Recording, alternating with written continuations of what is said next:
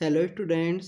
स्वागत है आप सभी का वोल्कनो आईएएस के डेली करंट अफेयर के डिस्कशन में। तो स्टूडेंट्स, आज का जो करंट अफेयर का जो डिस्कशन है उसे हम स्टार्ट करते हैं। फर्स्ट टॉपिक है हमारा पेंगोलिन्स के बारे में। पेंगोलिन्स के बारे में ये जो टॉपिक है वो न्यूज़ में इस वजह से है, 18 फरवरी का जो दिन है, आज का जो दिन है, उसको वर्ल्ड पेंगोलिन डे के रूप में ऑब्जर्व किया जाता है और पेंगोलिन्स की जो इम्पोर्टेंस है उसको रिकॉग्नाइज किया जाता है।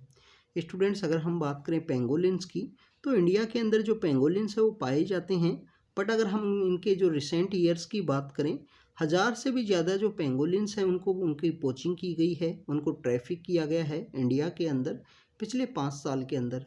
तो आप देखिए कि इसको कितना ज़्यादा इलीगल वे में इसका जो ट्रैफिकिंग है वो की जाती है पेंगोलिन की। पेंगोलिन के आपके बॉडी स्ट्रक्चर के चारों तरफ आपको जो सेल्स हैं वो देखने के लिए मिलती हैं। आप इसको ऑब्जर्व करना, गूगल करके आप इसको देखना पेंगोलिन को, तो चारों तरफ आपको जो सेल्स हैं वो देखने के लिए मिलती हैं। और ये सेल्स बेसिकली प्रोटेक्ट करती हैं पेंगोलिन्स को। अगर कोई प्रीडेटर है, कोई वाइल्ड लाइफ प्रीडेटर है, उसके द्वारा अटैक किया जाता है पेंगोलिन के ऊपर, तो पेंगोलिन इन सेल्स को यूज करते हुए अपने आप को डिफेंड करती है या प्रोटेक्ट करती है। पेंगोलिन्स के बारे में अगर हम बात करें, इनके ईटिंग हैबिट के बारे में बात करें, तो पेंगोलिन्स के द्वारा जो आंट्स हैं, जो चींटियां हैं, वो इनके द्वारा बेसिकली खाई जाती हैं। इनके द्वारा ईटिंग हैबिट के अंदर वो शामिल हैं। वर्ल्ड के अंदर सबसे ज़्यादा जो पेंगोलिन है उसका जो ट्रैफिकिंग है वो देखने के लिए मिलता है, एक मैमल है। अगर हम बात करें कि इसका जो ट्रैफिकिंग है वो क्यों किया जाता है, तो इसको चाइनीज़ जो मेडिसिन है, जो चाइनीज़ ट्रेडिशनल मेडिसिन है, उसके अंदर इसको यूज किया जाता है पेंगोलिन की जो बॉडी पार्ट्स हैं उनको। तो इस वजह से इसका जो आपको पोचिंग और ट्रैफिकिंग है वो आपको देखने के लिए मिलता है। 2 टाइप की पेंगोलिन पाई जाती हैं, 2 टाइप की स्पीसीज हैं पेंगोलिन की। एक है इंडियन पेंगोलिन और सेकंड है यहाँ पे अगर हम बात करें चाइनीज़ पेंगोलिन। इंडिया के अंदर दोनों ही टाइप की जो पेंगोलिन्स हैं वो आपको देखने के लिए मिलती हैं। इंडियन पेंगोलिन की अगर हम बात करें, इंडियन पेंगोलिन आपको through out the sub continent आपको देखने के लिए मिलेगी। जो चाइनीज़ पेंगोलिन है, वो चाइनीज़ पेंगोलिन आपको जो बिहार, आसाम, वेस्ट बंगाल का जो रीजन है उसके अंदर आपको चाइनीज़ पेंगोलिन का जो प्रेजेंस है वो भी आपको देखने के लिए मिलेगा। स्टूडेंट्स, आईयूसीएन स्टेटस की अगर हम बात करें, पेंगोलिन्स के आईयूसीएन स्टेटस की बात करें, जो इम्पोर्टेंट है, यूपीएससी के एग्जाम में पूछा जाता है उससे रिलेटेड, तो इंडियन पेंगोलिन आपको एंडेंजर्ड कैटेगरी के अंदर रखा गया है। इंडियन जो पेंगोलिन है उसको एंडेंजर्ड में रखा गया है, और जो चाइनीज़ पेंगोलिन है उसको क्रिटिकली एंडेंजर्ड सिचुएशन के अंदर रखा गया है, वो स्टेटस उसको दिया गया है। तो ये आपको पता होना चाहिए कि इंडियन पेंगोलिन एंडेंजर्ड है और जो चाइनीज़ पेंगोलिन है वो क्रिटिकली एंडेंजर्ड है। दोनों को ही शेड्यूल 1 के अंदर रखा गया है। वाइल्ड लाइफ प्रोटेक्शन एक्ट का जो शेड्यूल 1 है उसके अंदर रखा गया है। उसका मीन्स ये है, इसको हाईली जो प्रोटेक्शन का जो स्टेटस है वो प्रोवाइड करवाया गया है। अगर इसका इलीगल ट्रेड है वो पाया जाता है तो उस पर्सन को जेल भी हो सकती है। पेंगोलिन्स का अगर इलीगल ट्रेड करते हुए पाया जाता है, क्योंकि उसको वाइल्ड लाइफ प्रोटेक्शन एक्ट के शेड्यूल 1 के अंदर रखा गया है। तो स्टूडेंट्स, ये पेंगोलिन के बारे में कुछ बातें थी जिसको हमने डिस्कस किया। अगर हम बात करें, नेक्स्ट हम बात करते हैं क्वेश्चन की, एक प्रैक्टिस करते हैं क्वेश्चन की। तो स्टूडेंट्स, यहाँ पूछा गया है कि ट्रैफिक नाम का जो ऑर्गेनाइजेशन है वो अक्सर आपको न्यूज़ के अंदर देखने के लिए मिलता है। जो ट्रैफिक नाम का जो ऑर्गेनाइजेशन है वो अक्सर आपको न्यूज़ के अंदर देखने के लिए मिलता है। तो कौन से ऐसे 2 ऑर्गेनाइजेशन हैं जिनके जॉइंट इनिशिएटिव के रूप में इसको देखा जाता है? कौन से ऐसे 2 ऑर्गेनाइजेशन हैं जिन्होंने जॉइंट इनिशिएटिव करते हुए इस ट्रैफिक नाम का ऑर्गेनाइजेशन है इसको क्रिएट किया? स्टूडेंट्स, अगर हम बात करें ट्रैफिक की, तो आप देखिए कि पहले तो हम इन ऑर्गेनाइजेशंस के बारे में देखते हैं। आप देखिए कि यूएनईपी इन्वायरमेंट के बारे में है, मेट्रोलॉजिकल ऑर्गेनाइजेशन है डब्ल्यूएमओ। इसके अलावा आप देखिए कि साइट्स के द्वारा यहाँ पे आपको इन्वायरमेंट की जो स्पीशीज़ हैं उन्हीं से रिलेटेड आपको देखने के लिए मिलता है। यूनाइटेड नेशन का तो आपको पता ही है कि वर्ल्ड के अंदर जो पीस एंड सिक्योरिटी एंड जो भी वर्ल्ड का ऑर्डर है उसको मेंटेन करने के लिए इसको बनाया गया था after the second world war. IMO आपको मीटर अपना जो मैरीटाइम जो सेक्टर है उससे रिलेटेड देखने के लिए मिलता है।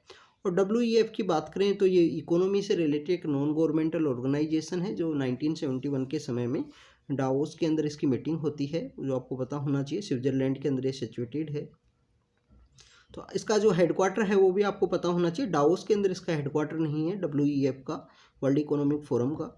तो स्टूडेंट्स, यहाँ पे अगर हम बात करें तो राइट आंसर है ट्रैफिक का, WWF जो वर्ल्ड वाइल्ड लाइफ फंड है, और IUCN जो है international union of conservation of nature, उसके द्वारा ट्रैफिक को क्रिएट किया गया। इलीगल ट्रेड को, जो हमारे जो एनिमल्स हैं, जो मैमल्स हैं, उनका अगर इलीगल ट्रेड होता है उसको डील करने के लिए इसको क्रिएट किया गया।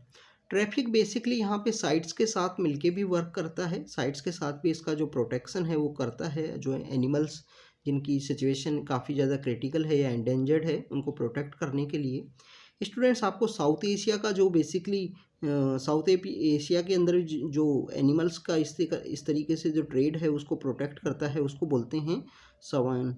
Basically South Asia wild life enforcement network है, South Asia wild life enforcement network. India के अंदर जो ऑर्गेनाइजेशन है जिसके द्वारा वाइल्ड लाइफ ट्रैफिकिंग को डील किया जाता है, इलीगल ट्रेड को डील किया जाता है, वो है wild life crime control bureau. ये भी आपको पता होना चाहिए। South Asia wild life enforcement network की अगर हम बात करें तो पारो नाम की जगह है। पारो कहाँ है? भूटान के अंदर। पारो कहाँ है? भूटान के अंदर। तो वहाँ पे सिचुएटेड है South Asia wild life enforcement network. अगर हम बात करें कि जो ट्रैफिक नाम का जो ऑर्गेनाइजेशन है स्टूडेंट्स, 1976 का जो समय था, 1976 का जो समय है उस समय में इसको क्रिएट किया गया। 1976 का इसका जो हेडक्वार्टर है वो कैम्ब्रिज यूनाइटेड किंगडम के अंदर आपको देखने के लिए मिलता है। जो कैम्ब्रिज नाम की जो जगह है वहाँ पे आपको इसका जो हेडक्वार्टर है वो देखने के लिए मिलता है यूनाइटेड किंगडम के अंदर में। तो स्टूडेंट्स, ये कुछ इन्फॉर्मेशन थी ट्रैफिक के बारे में। अगर हम बात करें नेक्स्ट टॉपिक की, तो हमारी मिनिस्ट्री ऑफ होम अफेयर के द्वारा रिसेंटली 2 ऐसे आउटफिट्स हैं, उनको यहाँ पे टेररिस्ट ऑर्गेनाइजेशन के रूप में डेजिग्नेट किया गया है। और एक इंडिविजुअल कोई पर्सन भी हैं, तरन तारण पंजाब से रहने वाले हैं, उनको भी यहाँ पे जो टेररिस्ट है वो डिक्लेयर किया गया है इंडिविजुअल टेररिस्ट के रूप में। Students, ministry of home affairs के द्वारा खालिस्तान टाइगर फोर्स नाम का कोई ऑर्गेनाइजेशन है एंड जम्मू एंड कश्मीर गजनवी नाम की एक फोर्स है, उनको यहाँ पे टेररिस्ट ऑर्गेनाइजेशन के रूप में डिक्लेयर किया गया है under the act of UAPA। UAPA act क्या है? अनलॉफुल एक्टिविटी प्रिवेंशन एक्ट है, 1967 का ये एक्ट है। उस एक्ट के थ्रू यहाँ बेसिकली किसी भी एक ऑर्गेनाइजेशन को और किसी भी एक इंडिविजुअल पर्सन को जो टेररिस्ट है वो डिक्लेयर किया जा सकता है। ये बेसिकली जो टेररिस्ट डेजिग्नेशन करने की जो पावर है, UAPA एक्ट को 2019 के अंदर जो UAPA एक्ट को जो 2019 के अंदर जो अमेंडमेंट आया था उसके थ्रू ये जो पावर है वो दी गई है। अब देखिए कि 2019 से पहले UAPA एक्ट के थ्रू इस तरीके से पावर नहीं हुआ करती थी, तो इंडिविजुअल को जो टेररिस्ट ऑर्गेनाइजेशन का जो पावर है 2019 के थ्रू दिया गया है। तो स्टूडेंट्स, अगर हम बात करें UAPA एक्ट के बारे में, 1967 के समय में जब नक्सलबारी के जो इंसिडेंट्स हैं, जैसे नक्सल का जो प्रभाव है वो इंक्रीज होने लगा, तो उस समय गवर्नमेंट के द्वारा ये UAPA एक्ट है वो लाया गया। इसको समय समय पे अमेंड भी किया गया है। जैसे पहले पोटा नाम का एक एक्ट हुआ करता था प्रिवेंशन ऑफ टेररिज्म से रिलेटेड, उसको जब से रिपील किया गया है, UAPA को वो जो कम्प्लीटली जो पावर है वो दे दी गई है टेररिस्ट को यहाँ पे डील करने से रिलेटेड। अगर हम बात करें UAPA के अंदर जो रिसेंटली कुछ अमेंडमेंट्स जो लाए गए थे उनके बारे में अगर डिस्कस करें, ये 2019 के समय में UAPA के अंदर कुछ अमेंडमेंट्स लाए गए। इसके अंदर बेसिकली जो टेरर एंड टेररिस्ट ऑर्गेनाइजेशन है उसको तो यहाँ पे डिफ़ाइन नहीं किया गया है एक्ट के अंदर में। जो इसका एक्ट था उसके अंदर डिफ़ाइन नहीं किया गया है कि कौन है टेररिस्ट, बट यहाँ पे बात की गई है इसके जो सेक्शन 15 के अंदर में टेररिस्ट एक्ट के बारे में बात की गई है कि अगर कोई ऐसा पर्सन है जिसके द्वारा इंटेंट वे में थ्रेट किया जाता है, कंट्री की सॉवरेनिटी है, यूनिटी है, इंटेग्रिटी को थ्रेट किया जाता है, कोई भी टेरर स्ट्राइक करने का उसका मीनिंग है, तो उसको यहाँ पे बेसिकली टेररिस्ट है वो डिक्लेयर किया जा सकता है, चाहे वो इंडिविजुअल पर्सन हो या चाहे वो ऑर्गेनाइजेशन हो। अगर हम बात करें यूनाइटेड नेशन का जो ग्लोबल फोरम है, यूनाइटेड नेशन का जो ग्लोबल फोरम है, वहाँ पे अगर स्पेशली अगर हम यूनाइटेड नेशन के अंदर भी बात करें तो यूनाइटेड नेशन का जो सिक्योरिटी काउंसिल है यूएनएससी के अंदर बेसिकली किसी भी एक पर्सन को ग्लोबल टेररिस्ट का जो डेजिग्नेशन है वो दे दिया जाता है। जिसकी अगर कमेटी की बात करें 1267 नाम की कमेटी है, 1267 नाम से इस कमेटी को बोलते हैं। ये बेसिकली बैन से रिलेटेड है। तो यूएन में जिस तरीके से बैन किया जाता है उस तरीके का जो बैन है वो आपको नहीं देखने के लिए मिलता है यूएपीए के अंदर, क्योंकि आपको टेररिस्ट का जो डेजिग्नेशन है वो दे दिया गया है। बट यूएन के अंदर अगर किसी पर्सन को जो टेररिस्ट का डेजिग्नेशन दिया जाता है तो उसका आपको देखने के लिए मिलता है कि उसके जो असेट्स हैं वो फ्रीज कर दिए जाते हैं, ट्रैवल के ऊपर उसके बैन लगा दिया जाता है। 1267 कमेटी के अंदर अगर किसी भी पर्सन को जो ग्लोबल टेररिस्ट है उसका डेजिग्नेशन दिया जाता है तो आपको पता होना चाहिए। अभी रिसेंटली भी कुछ पर्सनस को जो ग्लोबल टेररिस्ट है उसका डेजिग्नेशन दिया गया है, ये आपको पता होना चाहिए। तो यूएपीए के अंदर इस तरीके का जो बेनिफिट्स हैं, इस तरीके की जो यहाँ पे रेस्ट्रिक्शंस हैं वो नहीं बताए गए हैं, नहीं डिफाइन किए गए हैं। पहले यूएपीए लॉ के थ्रू जब भी किसी इन्वेस्टिगेटिंग ऑफिसर को किसी स्टेट के अंदर किसी पर्सन को डील करना होता था तो उस स्टेट की जो डीजीपी हैं, डायरेक्टर जनरल ऑफ पुलिस हैं, उनकी जो कंसेंट है वो चाहिए होती थी वहाँ पे रेड करने के लिए, उस पर्सन की जो प्रॉपर्टी है उसको सीज करने के लिए। बट प्रेजेंट समय में इस एक्ट के अंदर में चेंज लाया गया और इस एक्ट के अंदर चेंज लाते हुए ये कोशिश की गई, एनआईए का अगर कोई यहाँ पे ऑफिसर का इन्वेस्टिगेट कर रहा है तो उसको एनआईए ऑफिसर को बेसिकली जो डीजी हैं एनआईए के, नेशनल इन्वेस्टिगेटिव एजेंसी के जो डीजी हैं, तो इस नेशनल इन्वेस्टिगेशन एजेंसी के डीजी का ही परमिशन रिक्वायर्ड है, किसी भी स्टेट की जो परमिशन है वो नहीं रिक्वायर है। अब इसके कुछ कंसर्न्स भी हैं, कुछ क्रिटिसिजम्स भी हैं। कंसर्न्स इस तरीके से हैं, लॉ एंड ऑर्डर जो सब्जेक्ट है वो स्टेट का सब्जेक्ट है, तो यहाँ पे स्टेट गवर्नमेंट की जो रिस्पॉन्सिबिलिटी है, उनको स्टेट गवर्नमेंट का जो डोमेन है उसके अंदर इंटरफेरेंस करने की कोशिश की गई है। आप देखिए इसका क्रिटिसिज्म इस तरीके से देखा जाता है। सेकंड, इसका बात ये भी है कि कंट्री की सोवरेनिटी, यूनिटी एंड इंटीग्रिटी को मेंटेन रखने के लिए इस तरीके के जो डिसीजन है वो लेना ज़रूरी भी हैं।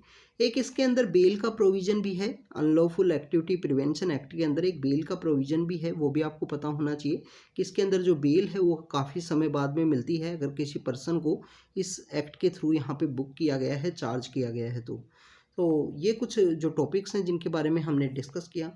यहाँ पे स्टूडेंट्स एक और बात आपको पता होनी चाहिए कि दूसरी जो सेंट्रल एजेंसी हैं, जैसे आप देखिए कि सीबीआई नाम की जो एजेंसी है, तो हमारी जो सीबीआई जब कभी भी किसी स्टेट के अंदर रेड है उसको कंडक्ट करती है, तो सीबीआई का एक्ट है, Delhi special police establishment act के थ्रू सीबीआई इस्टेब्लिशमेंट में आई थी बेसिकली, कि वर्ल्ड वॉर 2 के समय जिस तरीके से जो क्राइम्स हैं वो कमिट किए गए थे, तो उनको डील करने के लिए दिल्ली पुलिस इस्टेब्लिशमेंट एक्ट के थ्रू इसको इस्टेब्लिश किया गया था।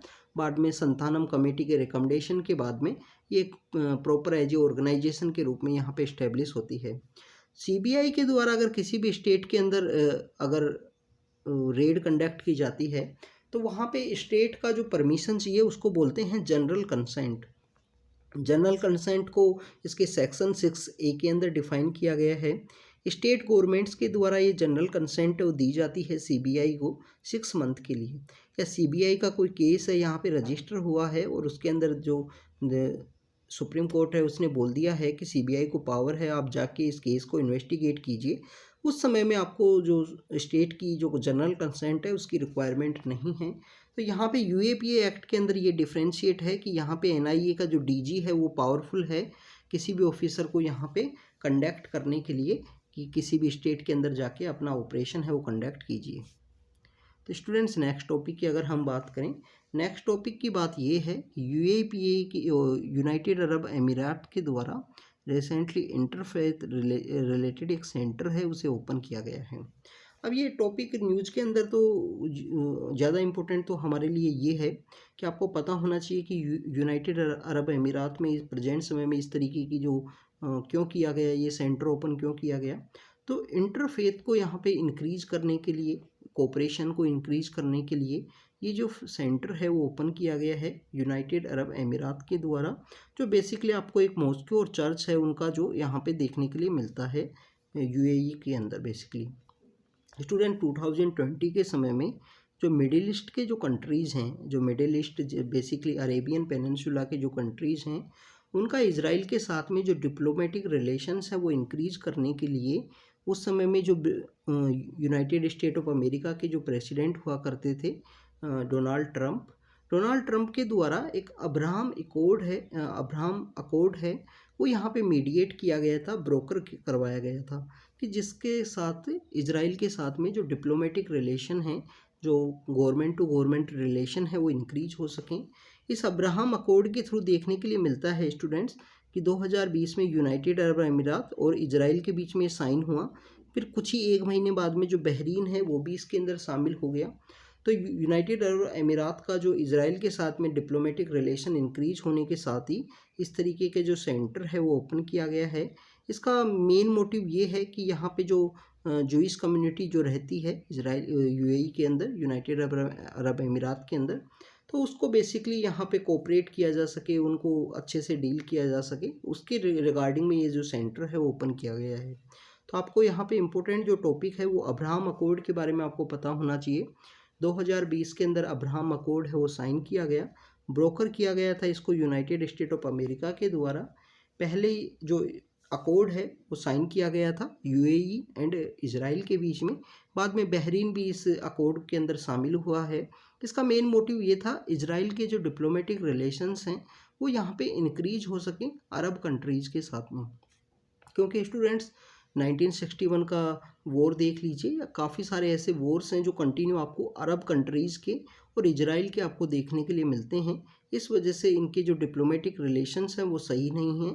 तो उनको यहाँ पे डिप्लोमेटिक रिलेशंस को इंक्रीज़ करने के लिए यूनाइटेड स्टेट ऑफ अमेरिका का ये डिसीजन था, ये बेसिकली एक फ़ैसला था जिससे यहाँ पे डिप्लोमेटिक रिलेशंस इंक्रीज़ हुए हैं। तो स्टूडेंट्स ये आज का करंट अफेयर का डिस्कशन था जिसमें हमने यूएई के अंदर ये ओपन हुआ नया सेंटर के बारे में बात की, यूएपीए एक्ट के बारे में डिस्कस किया, जो recently terrorist organisation ministry of home affairs के द्वारा डेजिग्नेट किए गए हैं एक इंडिविजुअल पर्सन को और 2 ऑर्गेनाइजेशंस को, उसके बारे में हमने बात किया। और हमने ट्रैफिक के बारे में देखा और पेंगोलिन के बारे में डिस्कस किया। तो स्टूडेंट्स ये आज का करंट अफेयर का डिस्कशन था, हम कंटिन्यू आपको इसी तरीके से अपडेट करते रहेंगे। Thank you students, thank you very much.